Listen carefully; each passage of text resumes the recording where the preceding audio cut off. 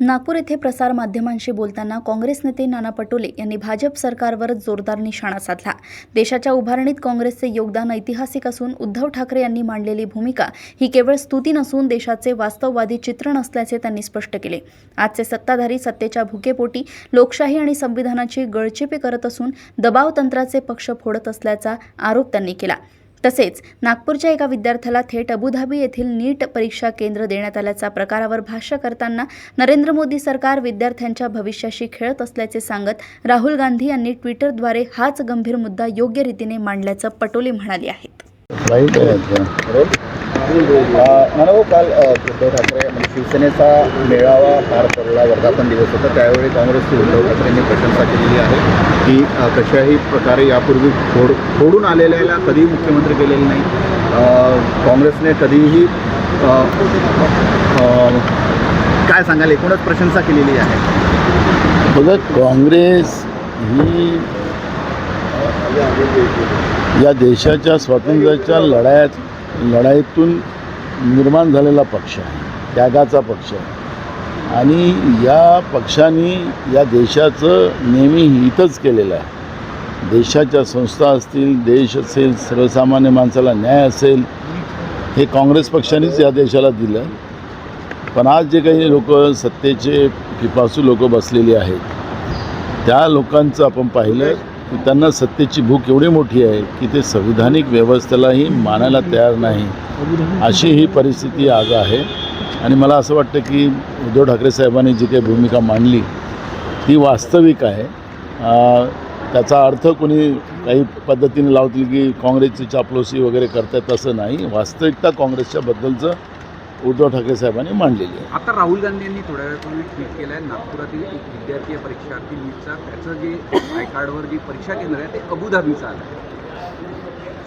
बरोबर आहे, आपण सगळ्यांनीच पाहिलेलं आहे आणि राहुलजीने ते दाखवलेलं आहे की या विद्यार्थ्यांच्या जीवनाशी नरेंद्र मोदीचं सरकार कसं खेळतं आहे त्याचे अनेक उदाहरणं आपल्याला पाहायला मिळतात। तसंच आत्ता आपण पाहिलं की नागपूरच्या एका विद्यार्थ्याला त्यांनी अबुधाबीचं सेंटर देऊन टाकलं आणि त्याच्यामुळे या विद्यार्थ्यांच्या जीवनाशी खेळण्याचा एक मानसच नरेंद्र मोदीच्या सरकारने तय केलेला आहे आणि तेच राहुल गांधींनी ट्विटच्या माध्यमातून सांगितलं। उद्धव ठाकरे यांची एकूणच जी भाषा आहे की मी पद सोडायला तयार आहे, काय वाटतं निराशेतली ही भाषा आहे की खासदार सोडून गेले, आमदार चालले? मला त्यांच्याबद्दल काय बोलायचं नाही, तो त्यांचा व्यक्तिगत प्रश्न आहे आणि त्याच्यामुळे ते काय उत्साहाने बोलतात की निराशाने बोलतात त्याच्यावर मला प्रतिक्रिया देणं बरोबर नाही। काँग्रेसच्या बद्दलची भूमिका त्यांनी मांडली। काँग्रेस पक्ष या देशाच्या स्वातंत्र्य लढ्यापासून तर 2014पर्यंत हा देश एक पद्धतीचा उभा करण्याचं काम केलं, विपरीत परिस्थिती उभा केला आणि आज जे लोक सत्तेत आहे ते देश विकून सत्ता चालवतात आहे आणि देशामध्ये लोकशाही व्यवस्था संपवण्याचं पाप ते करतात आहेत। आणि म्हणून लोकांनी निवडून दिलेली लोक त्या कुठल्या विचाराने निवडून दिलेली असेल तर त्यांनाही फोडून दबाव टाकून ईडीची धमकी, प्रलोभन अशा पद्धतीच्या धमक्या दाखवून पक्ष तोडायला सुरुवात केलेली आहे। आणि म्हणून हे लोकशाहीची हत्या करणारं जे केंद्रातलं नरेंद्र मोदीचं बीजेपीचं जे सरकार आहे त्यापेक्षा काँग्रेस सरकार किती या देशाच्या लोकशाहीला जोपासणारी होती ही ती भूमिका काल उद्धव ठाकरे साहेबांनी मांडलेली आहे। उद्धव ठाकरे स्पष्ट म्हणाले की काँग्रेस शब्दाला जागली, काँग्रेसने दुसऱ्या पक्षातून कोण आणून कोणाला एकतर मुख्यमंत्री केला नाही आणि जेव्हा जे शब्द दिले शब्दाला जागली। त्यांनी अनुभव सांगितलेला आहे, त्यांना जो अनुभव काँग्रेसचा आलेला आहे त्याच्या अनुभवाचं त्यांनी सांगितलेलं आहे आणि उद्धव ठाकरे साहेबाला काही कोणाला सांगावं नाही लागत, त्यांना सांगायला आणि ते बोलतील, ती आपली मनातली भूमिका त्यांनी मांडलेली आहे। त्यामुळे काँग्रेस किती या देशासाठी महत्त्वाची आहे त्याची भूमिका त्यांनी मांडलेली आहे।